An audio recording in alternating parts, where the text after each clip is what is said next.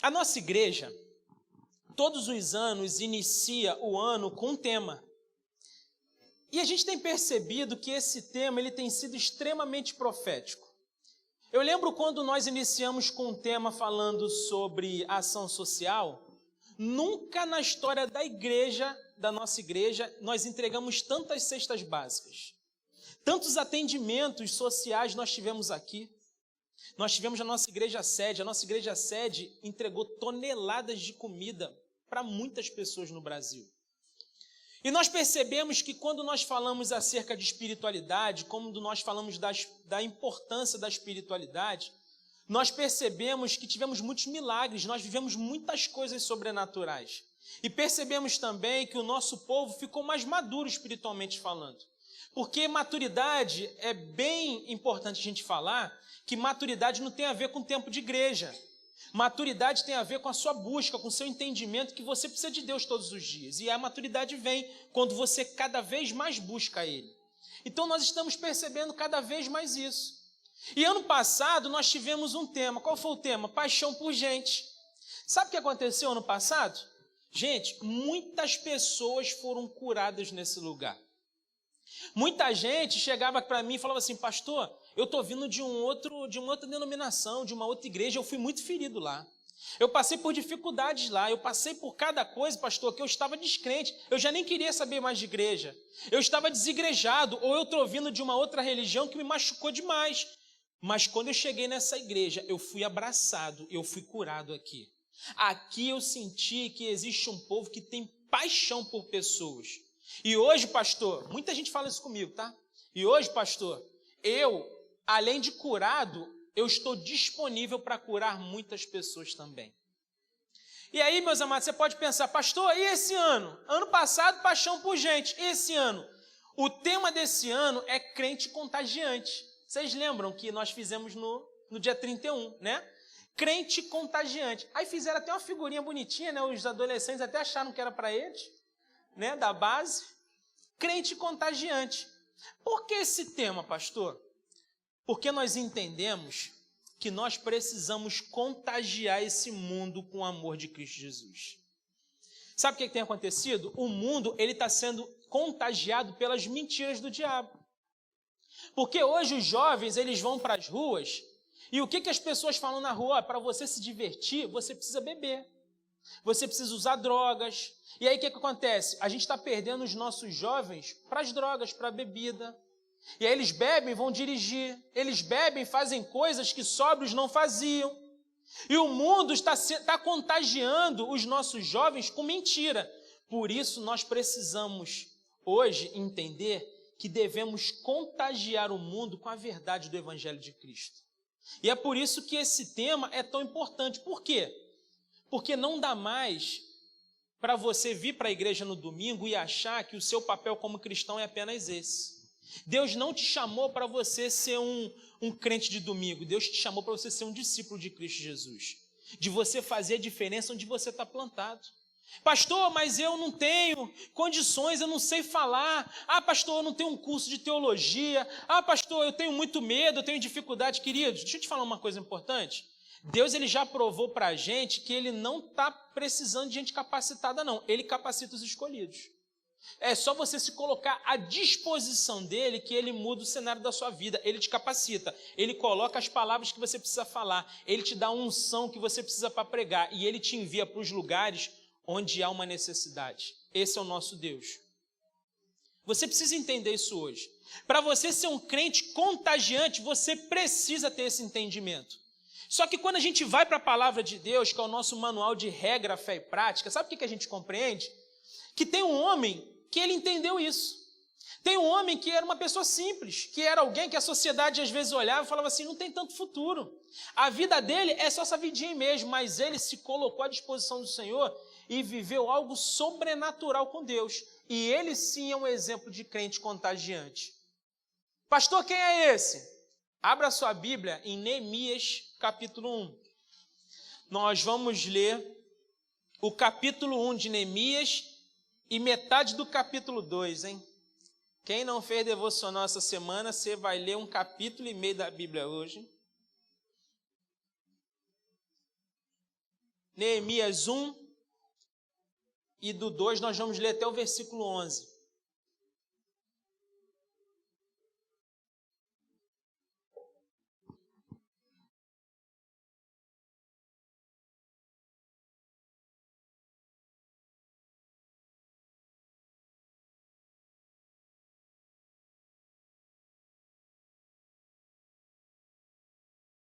Todo mundo achou?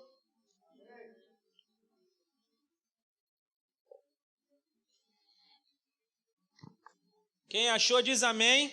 Amém. Quem não achou, precisa pôr EBD.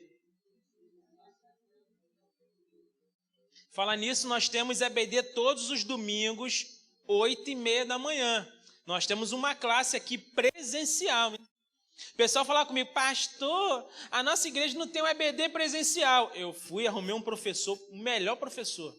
Cadê o Tiago? Tá aí? Cadê o Tiago? Tá lá fora? O Tiago, melhor professor, arrumei. Botei uma turma lá, a turma está funcionando. Se você não está fazendo parte do EBD, você está errado. Porque todo domingo, 8h30 da manhã, nós temos uma classe de EBD que está funcionando. Você precisa participar do EBD. Tá bom? Vamos lá, Neemias 1. A história de Neemias. Palavras de Neemias, filho de Acalias. No mês de Quisleu, no 20º ano, enquanto eu estava na cidade de Suzã, Hanani, um dos meus irmãos, veio de Judá com alguns outros homens, e eu lhes perguntei acerca dos judeus que restaram, os sobreviventes do cativeiro, e também sobre Jerusalém. E eles me responderam, aqueles que sobreviveram ao cativeiro e estão lá na província, passam por grande sofrimento e humilhação. O muro de Jerusalém foi derrubado e as portas foram destruídas pelo fogo. Quando ouvi essas coisas, sentei-me e chorei. Passei dias lamentando-me, jejuando e orando ao Deus dos céus. Então eu disse, Senhor, Deus dos céus, Deus grande e temível, fiel à aliança e misericordioso com os que te amam e obedecem aos teus mandamentos. Que os teus ouvidos estejam atentos e os teus olhos estejam abertos para a oração que o teu servo está fazendo diante de ti, dia e noite, em favor de teus servos, o povo de Israel. Confessa os pecados que nós, os israelitas, temos cometido contra ti. Sim, eu e o meu povo temos pecado. Agimos de forma corrupta e vergonhosa contra ti. Não temos obedecido aos mandamentos, aos decretos e às leis que deste ao teu servo Moisés. Lembra-te agora do que dissestes a Moisés, teu servo. Se vocês forem infiéis, eu os espalharei entre as nações. Mas se voltarem para mim, obedecerem aos meus mandamentos e os puserem em prática, mesmo que vocês estejam espalhados pelos lugares mais distantes debaixo do céu, de lá eu os reunirei e os trarei para o lugar que escolhi para estabelecer o meu nome. Estes são os teus servos, o teu povo. Tu o resgataste com o teu grande poder e com o teu braço forte. Senhor, que os teus ouvidos estejam atentos à oração deste teu servo e à oração dos teus servos que têm prazer em temer o teu nome. Faze com que hoje este teu servo seja bem-sucedido, concedendo-lhe a benevolência deste homem. Nessa época, eu era o copeiro do rei. No mês de Nisan, no 20º ano do rei Artaxerxes, na hora de servir-lhe o vinho, levei ao rei. Nunca antes eu tinha estado triste na presença dele. Por isso, o rei me perguntou, por que o seu rosto parece tão triste se você não está doente? Essa tristeza só pode ser do coração. Com muito medo, eu disse ao rei, que o rei viva para sempre. Como não estaria triste o meu rosto, se a cidade em que estão sepultados os meus pais estão em ruínas, e as suas portas foram destruídas pelo fogo? O rei me disse, o que você gostaria de pedir? Então orei ao Deus dos céus e respondi ao rei, se for do agrado do rei e se o seu servo puder contar com a sua benevolência, que ele me deixe ir à cidade onde os meus pais estão enterrados em Judá, para que eu possa reconstruí-la. Então o rei, estando presente, a rainha, sentada ao seu lado, perguntou-me, quanto tempo levará a sua viagem? Quando você voltará? Marquei um prazo com o rei e ele concordou que eu fosse.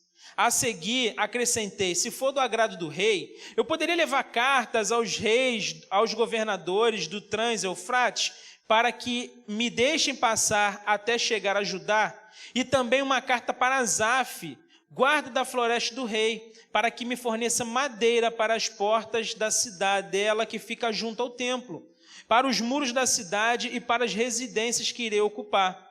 Visto que a bondosa mão de Deus estava sobre mim, o rei atendeu os meus pedidos. Com isso, fui aos governadores do Trans-Eufrates e lhes entreguei as cartas do rei. Acompanhou-me uma escolta de oficiais do exército e de cavaleiros que o rei enviou comigo. Sambalate, o horonita, e Tobias, o oficial amonita, ficaram muito irritados quando viram que havia gente interessada no bem dos israelitas. Até aqui. Amém? Meus queridos, nós estamos diante da história de Neemias. Quem era Neemias? Neemias, ele era o copeiro do rei Artaxerxes. Nome bonito para você botar no seu filho. Artaxerxes. E um belo dia ele está lá no palácio, servindo ao rei, como de costume. O irmão dele chega, o Hanani, com alguns amigos. E Hanani chega e ele pergunta, irmão, me fala aí, como é que está o povo lá em Jerusalém? E o irmão dele fala assim, olha irmão, eu tenho uma coisa para te falar, cara. Não é muito boa a resposta que eu vou te dar, não. Eles não estão nada bem. As coisas não estão bem lá em Jerusalém. O povo está padecendo, o povo está sofrendo. Os muros de Jerusalém foram derrubados e as portas foram queimadas. Diz a Bíblia que quando Neemias escuta isso, sabe o que acontece? Neemias senta, ele é tomado por uma comoção, ele é tomado por uma compaixão que ele senta, ele chora, ele ora, ele jejua e fica por dia se lamentando. E aí, meus amados, chega um belo dia que ele vai lá para poder servir ao rei. Ele era aquela pessoa responsável por experimentar a comida do rei. Por quê? Naquele tempo, os reis, eles eram muito envenenados. Então as pessoas faziam de tudo para matar o rei, botando coisas na comida do rei, ou na bebida do rei. Então todo rei tinha um homem de confiança, um copeiro, que ele provava antes a comida, ou a bebida. Aí você fica imaginando Neemias lá todo dia, pegava o vinho do rei, dava uma provadinha, ó, tá bom, não tá com veneno não, pode beber. Aí pegava a comida do rei, pegava aquele camarão, né, comia, ó, tá bom, ó, pode comer, não tem problema nenhum. Porque se tivesse problema também, estava morto, não estava nem contando a história. Mas aí Neemias está lá, um belo dia, ele chega diante do rei para poder servir ao rei. Quando ele chega diante do rei, o rei percebe que ele está triste. E o rei fala assim, Neemias, me conta aqui, cara, por que você está triste? Você não está doente? Certamente você está triste, essa tristeza sua, ela vem do coração. E Neemias fala, olha, rei, que o Senhor vive eternamente. Era uma saudação, né? Que o rei vive eternamente. Como que eu posso não estar triste se o meu povo lá em Jerusalém está sofrendo? Eu fiquei sabendo que o muro de Jerusalém foi derrubado e as portas, elas foram queimadas, ou seja, o povo está lá padecendo, o povo está correndo um risco terrível, eles podem morrer a qualquer tempo. Da noite para o dia pode acontecer algo terrível, alguém pode invadir lá, sem contar que o povo acabou de sair do cativeiro. E o rei fala assim, o que eu posso te ajudar? E Neemias fala, olha, eu preciso que o Senhor me libere para poder ir lá, que eu preciso reconstruir aquele lugar. E o rei fala, e ele fala assim, ele aproveita a oportunidade que o rei autoriza a ida dele, ele dá um prazo para retornar, e o rei, ele fala assim, rei, aproveitando aqui a oportunidade, será que você consegue umas cartas para mim, para eu poder fazer esse translado, para eu poder me movimentar? Que aí, todas as vezes que alguém me barrar, eu tenho a carta do rei. E outra coisa, eu preciso de uma carta do Senhor também, para eu chegar para o líder da floresta, e preciso que o Senhor me dê madeiras. Para quê? Para eu levar, para botar as portas no lugar. E o rei faz isso, o rei ouve o pedido de Neemias, atende o pedido de Neemias, entrega para ele as cartas e ele parte para Jerusalém para reconstruir os muros de Jerusalém e trazer de novo a dignidade para o povo. Queridos, Neemias, ele é um grande exemplo de um crente contagiante.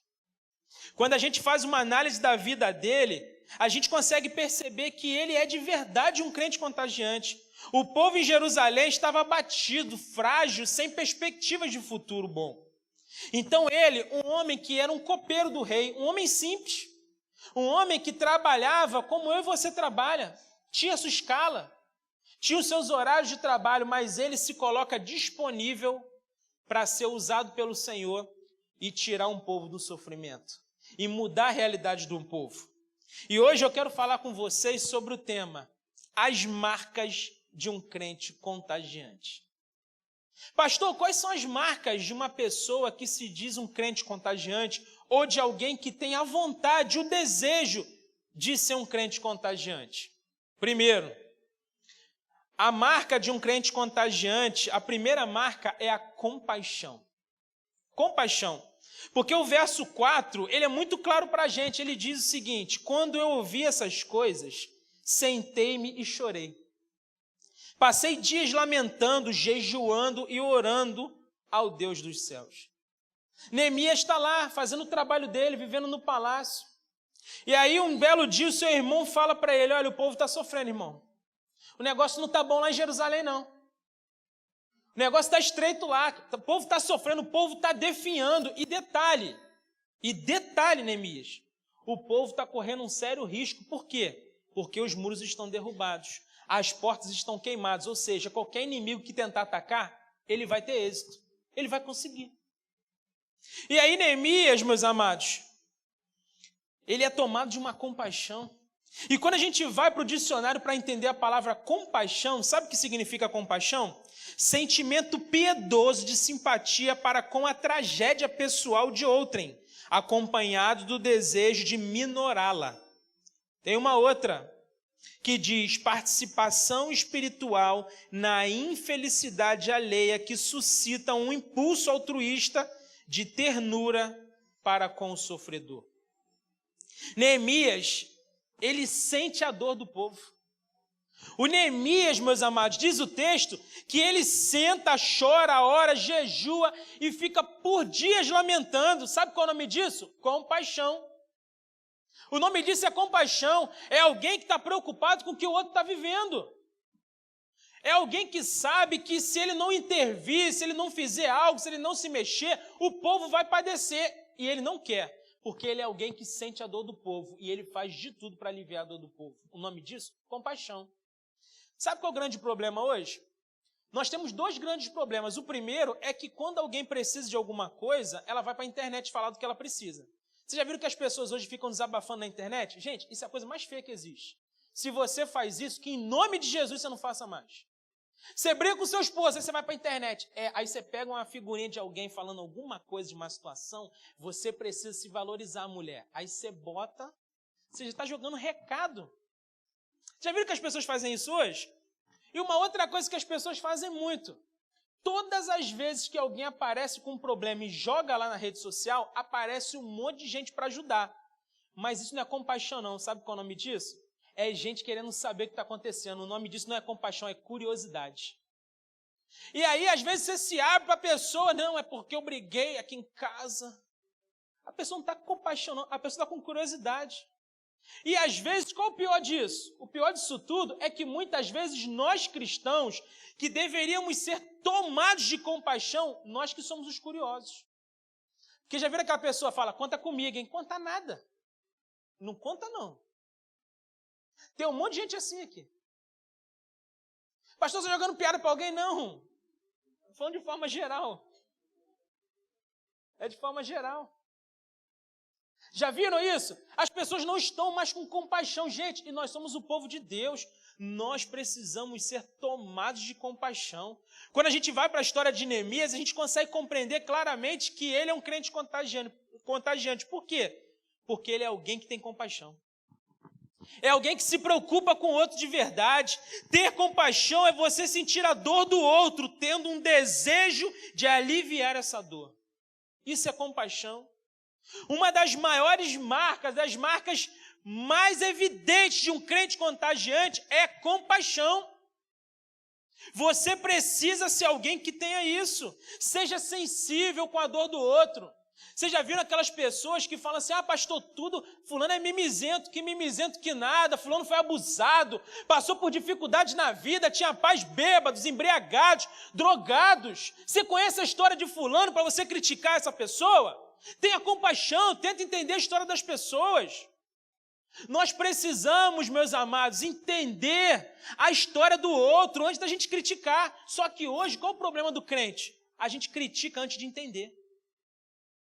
Isso não é compaixão, isso não é marca de um crente contagiante. E nós vamos trabalhar muito forte esse ano isso. Precisamos ser o povo da compaixão. O Neemias, ele nos ensina isso. Por quê? Porque ele sente a dor do outro e se coloca disponível de fato para ajudar. Ele não é um curioso, ele não pergunta, Anani, como é que está o povo lá em Israel? Como é que está o povo em Jerusalém? A Anani fala, não, o povo está sofrendo. Ele, legal, cara, que tristeza, né? Deixa o povo lá. Eles já estão acostumados com o cativeiro mesmo. Ele pergunta porque ele quer saber, porque ele quer intervir, ele quer fazer. O crente contagiante é assim. Por isso que eu falo, gente, o crente, ele se mete na vida do outro mesmo. Se tem uma coisa que o crente precisa fazer, é se meter na vida do outro. Por quê? Você está vendo uma família se destruindo, você vai ficar calado? Pastor, casamento, como é que é? Não sei que mete a colher. Como é que é aquela frase? Briga de marido e mulher, não mete a colher. Não mete não. Quando a pessoa matar a outra e você estava lá vendo tudo, a culpa é sua. Pode ter certeza. Você precisa intervir, você precisa chorar, orar, jejuar, clamar a Deus por restauração de famílias, restauração de vidas, restauração de histórias, porque essa é a marca do crente contagiante. Não tem essa de meter a colher, não. Você tem que meter a colher, sim. Crente é aquele que mete a colher mesmo. Você precisa entender isso hoje, meus amados. Sabe o que é interessante? É que muitos historiadores dizem que Neemias não nasceu em Jerusalém. Você acredita nisso? O Neemias provavelmente nasceu no cativeiro. O Neemias nasceu no cativeiro babilônico. Aí ele não poderia falar assim, olha, eu nem nasci lá. Quero saber desse povo não. Eu estou bem aqui com o rei. Estou tranquilo aqui, estou comendo camarão, tomando vinho. Mas não é para você tomar vinho não, tá? Toma não. Pastor, não pode tomar vinho não. Toma suco de uva. Ele está lá, ele poderia fazer o quê? Não, deixa lá. Ele nem nasceu lá. Ele vai se meter com aquele povo? Ele nem nasceu. Só que ele fala, olha, eu preciso lá, sabe por quê? Porque os meus pais foram enterrados lá é o meu povo. Por mais que eu não esteja lá, não tenha nascido lá, é o meu povo, são os meus irmãos. Você precisa ter esse olhar. Pastor, tem um bairro aí que está pegando fogo, mas não quer nem saber porque eu sou morador de Caxias. Não! São seus irmãos que estão passando dificuldade. Nós precisamos ter um olhar amplo, meus amados. Uma supervisão. Nós somos aqueles que foram chamados por Deus para mudar a realidade. Saia do seu quadrado, comece a pensar em cuidar do povo. O povo aqui em Caxias está sofrendo muito, muito. Toda semana é ônibus queimado, toda semana é uma tragédia, toda semana tem um acontecimento. Até quando você vai ficar inerte a essa situação? Até quando? Seja um Neemias, faça uma oração perigosa. Vocês já ouviram falar das orações perigosas? Aquela oração de Isaías é a mais perigosa de todas. Não é verdade? Não a gente balançando a cabeça, quem tem chamado pastoral sabe. Senhor, envia-me a mim. Eis-me aqui, envia-me a mim. Que oração perigosa. Começa a fazer orações perigosas. Pare de viver uma vida mais ou menos sem graça. Comece a arrumar problema para você mesmo cuidar. Comece. O Neemias estava lá bem, cara. Pensa naquele homem lá no palácio. Aí, sabe o que acontece? Ele foi inventar de ir lá para Jerusalém para ficar ralando lá com Sambalate e Tobias perturbando ele. Imagina ele colocando o povo, você vai fazer essa parte aqui. Quando ele olhava, o outro estava conversando lá embaixo. Ele, vem cá, querido, sai daí, vem para cá e volta para cá, aqui que é o seu lugar. Aí ele botava o outro aqui, fica com a espada na mão, porque senão eles vêm por aqui. Quando ele olhava, esse aqui estava deitado, cochilando lá, ele ia lá, volta aqui. Gente, é trabalho. Evangelho é trabalho, é cansativo. Por isso que eu vou entrar de férias amanhã. É cansativo mesmo. Pastor, mas não dá para mim. Que não dá, você foi chamado para isso.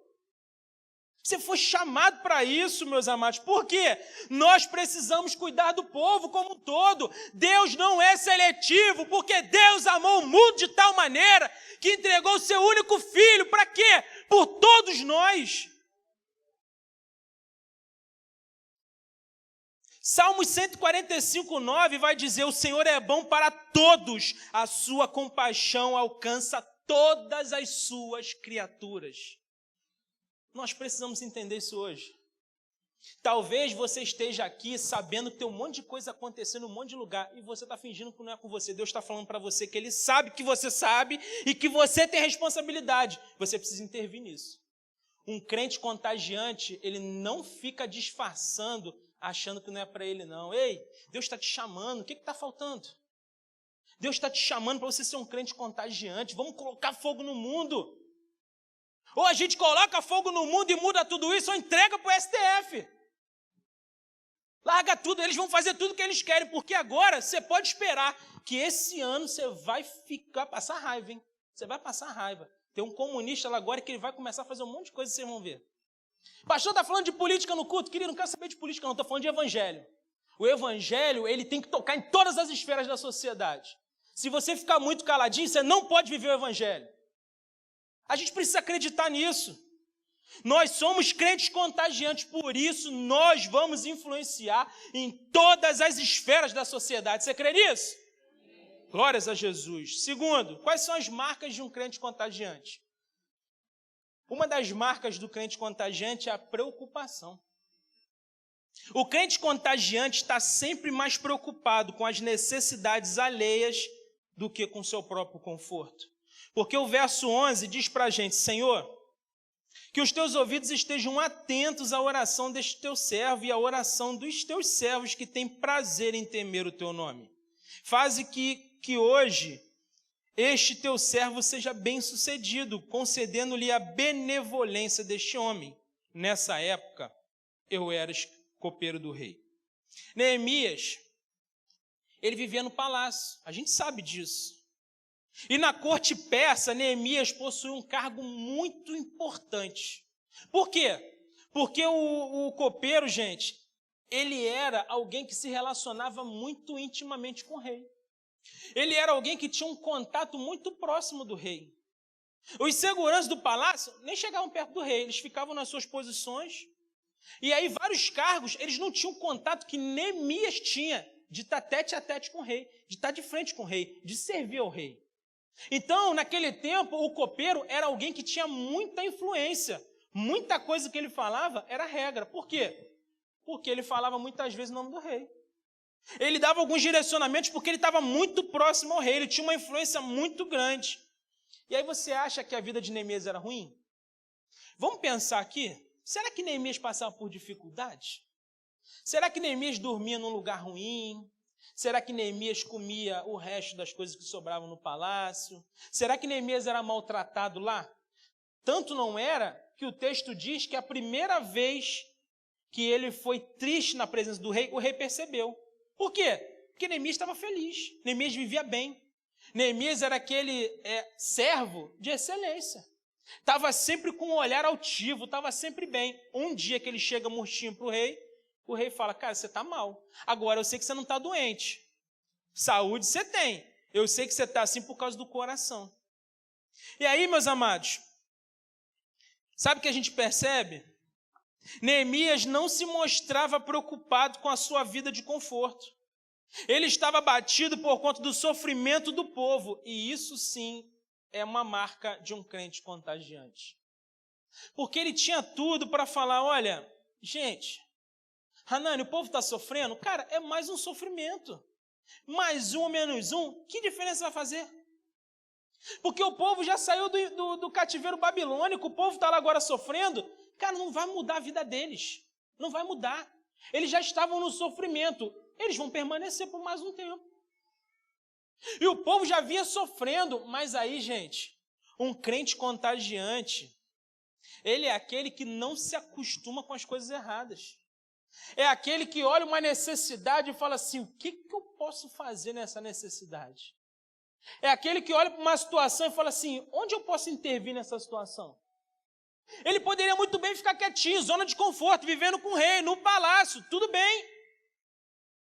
Mas aí, o movimento que ele faz, ele muda toda a história dele, inclusive. Por quê?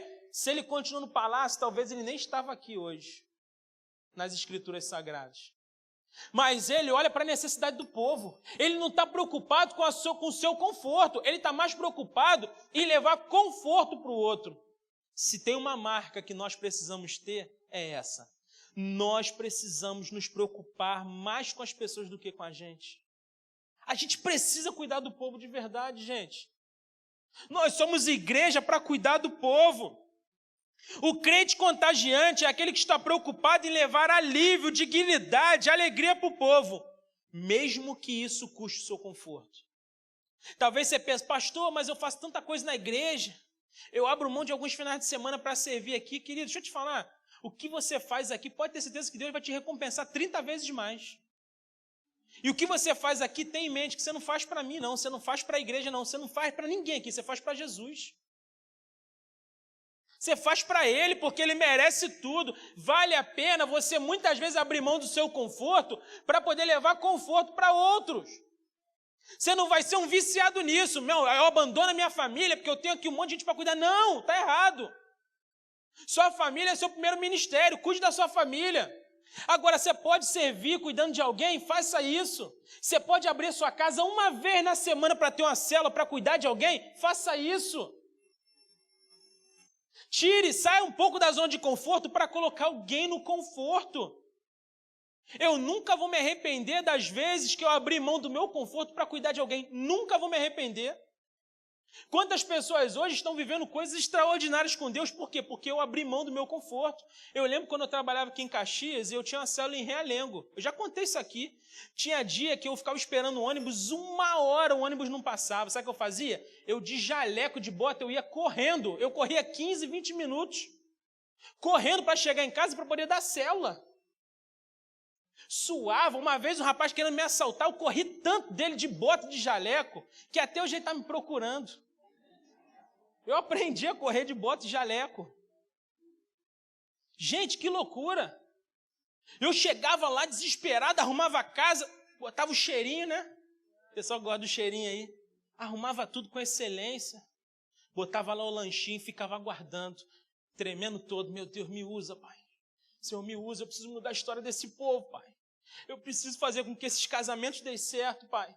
Eu não posso fazer com que filhos vivam o que eu vivi, de perder um pai para o álcool, de ter um pai destruído numa linha do trem por causa de álcool. Eu preciso mudar a realidade de um povo, Pai, me usa. Quantas vezes eu vivi isso, quantas vezes eu chorei, quantas vezes eu estava sentado lá, ninguém aparecia, mas eu nunca desisti da minha célula, nunca desisti. Cuidei do povo com muito carinho. Hoje estão dando frutos aí muito mais do que eu. E é para a glória de Jesus que seja assim. A gente precisa, meus amados, entender que evangelho é você sair mesmo da zona de conforto. É você sentir dor muitas vezes. É você abrir mão de dinheiro mesmo.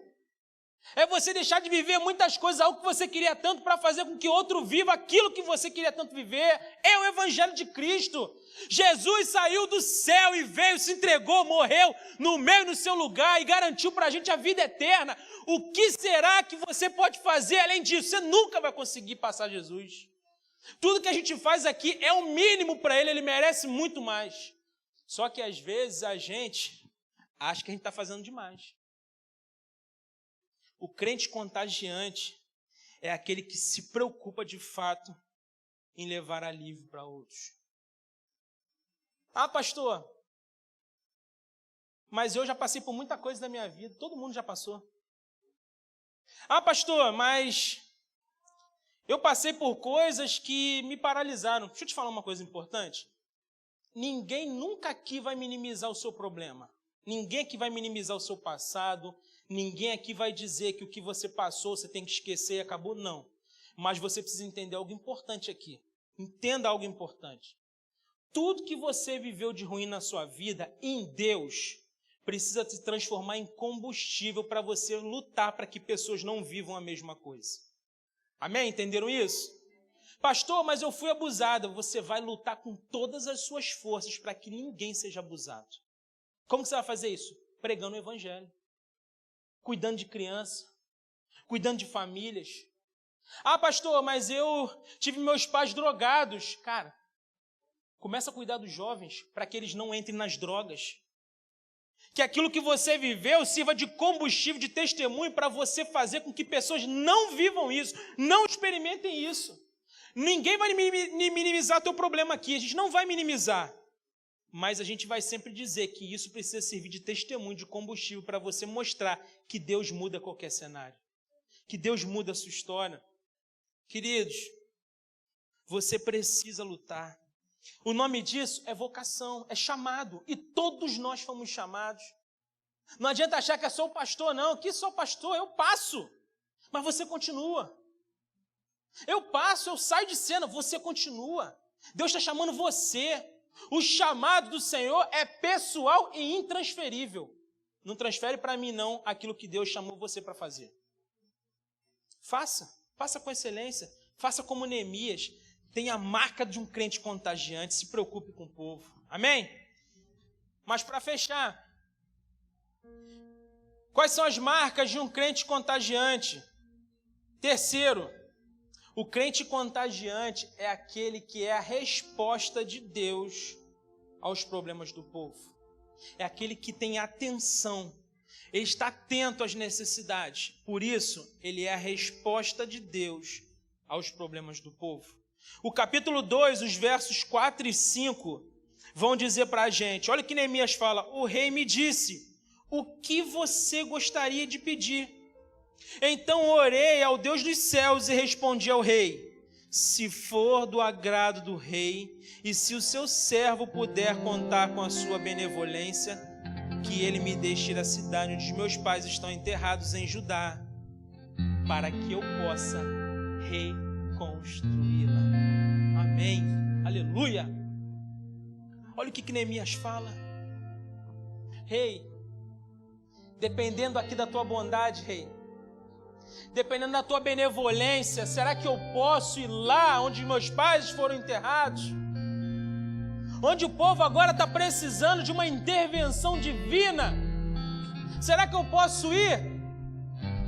Eu posso ir, rei, porque eu estou indo para lá para reconstruir aquele lugar. Queridos, eu não sei você, mas quando eu li isso aqui, eu fui tomado no poder de Deus. Você tem noção que ele fala para o rei, eu estou indo lá para mudar a realidade daquele povo, rei. Eu preciso ir para lá porque eu vou mudar a história daquele povo. Gente, eu fico imaginando ele batendo no peito. Perdeu todo o respeito, né? Ô rei, eu vou mudar a realidade daquele povo. Me libera aí. Tá faltando crente assim. Tá faltando. Tá muito escasso.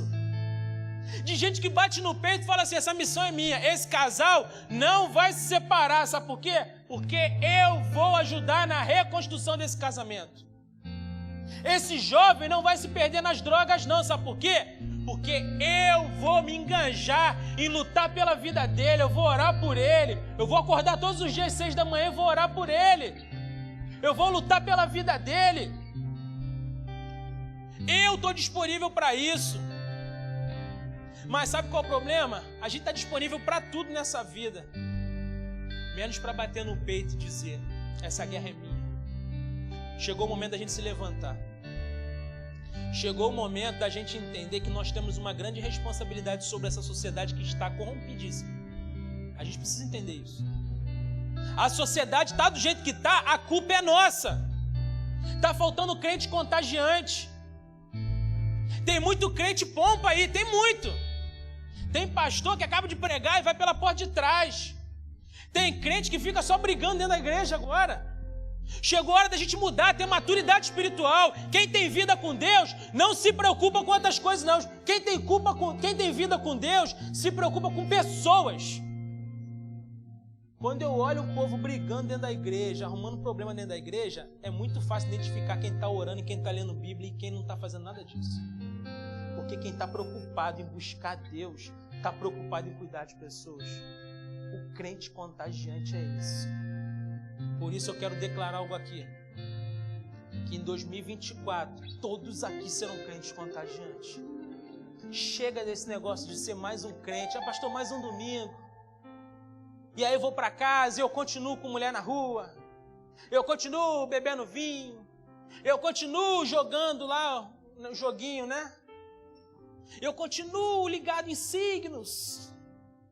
E eu continuo vivendo a minha vida achando que Deus está no céu, deitado numa rede, tomando suco de laranja. Deus é um Deus de amor, mas não queira experimentar a ira de Deus. Não queira. Não queira. Ele é um Deus de amor? Sim. Misericordioso? Sim.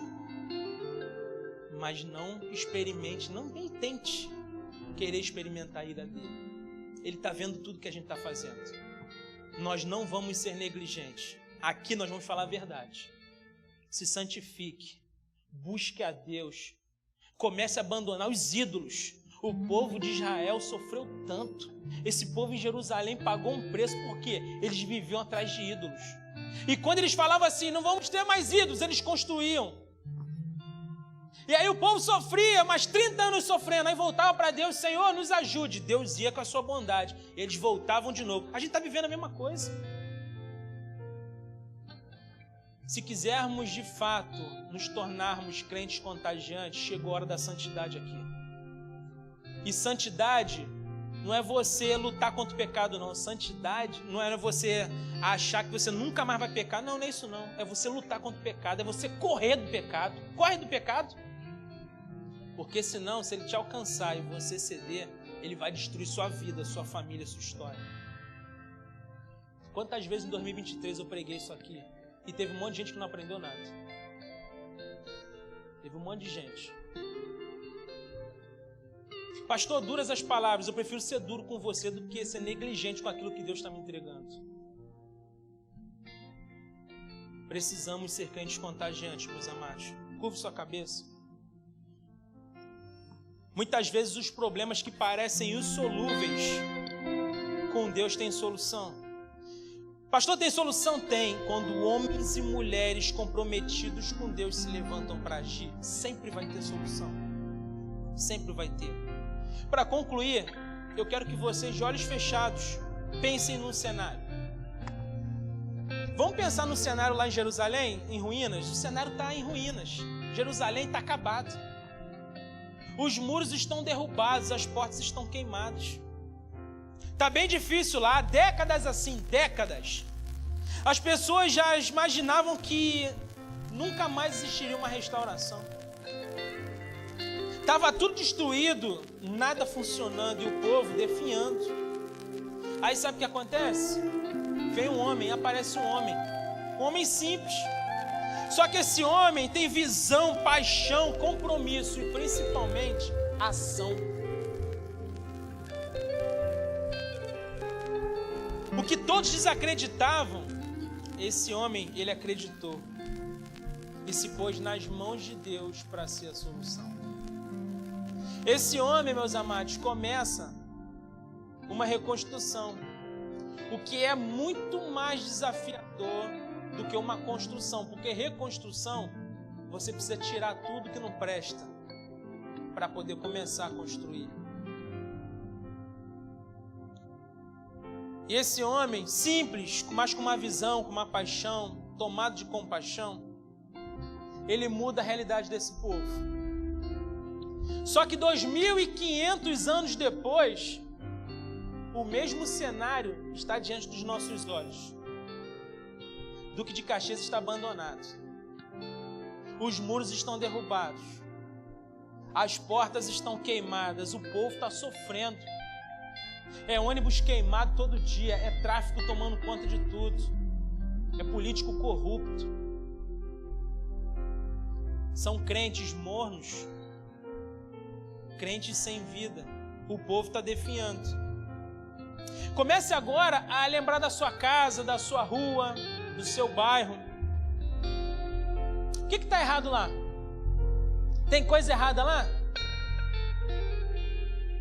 Comece a pedir a Deus agora para você ter uma visão, uma paixão, um compromisso e principalmente ação para que você seja a resposta do clamor daqueles que sofrem.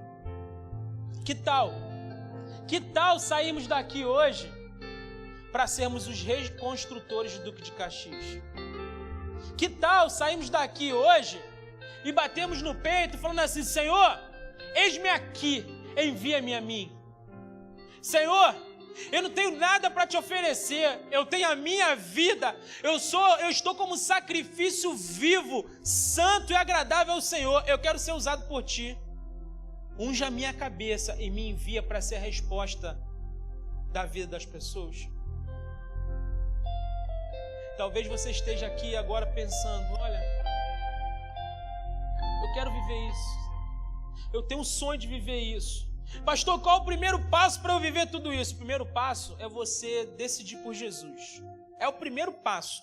Porque uma coisa é você fazer com a força do seu braço, outra coisa é você fazer com o Espírito Santo da promessa atuando dentro de você, te conduzindo, abrindo portas para você, te mostrando o caminho. E você só vai ter o Espírito Santo da promessa quando você declarar Jesus como seu Senhor e Salvador. Por isso, aí onde você está no seu lugar, se você tomar essa decisão hoje, eu quero que você repita uma oração comigo. Não precisa repetir em voz alta, repita no seu coração assim: Santo Deus, hoje eu declaro Jesus como meu Senhor e Salvador. Muda a minha história. Eu quero ser um reconstrutor como Neemias foi. Mas eu preciso do teu Espírito atuando na minha vida. Por isso hoje, eu quero viver uma nova vida em Jesus. Muda a minha história, escreve meu nome no livro da vida. Eu quero ter a tua presença diariamente comigo. É a minha oração em nome de Jesus. Amém. Olá, queridos, eu sou o pastor Jobert e eu quero muito te agradecer por você ter assistido esse vídeo. Se você foi abençoado, eu quero te fazer um pedido, que você compartilhe esse vídeo com alguém. Eu deixei aqui preparado para você 2 indicações de vídeos que podem abençoar a sua vida. Se você ainda não se inscreveu no canal, se inscreve no canal, ative as notificações e que Deus abençoe poderosamente a sua vida.